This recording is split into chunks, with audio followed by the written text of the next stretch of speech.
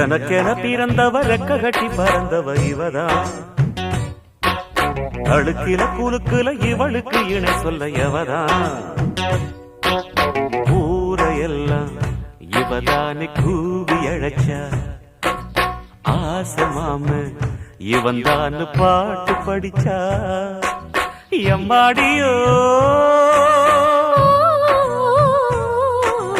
உனக்கென பிறந்தவ ரெக்க கட்டி பறந்தவ இவதான்.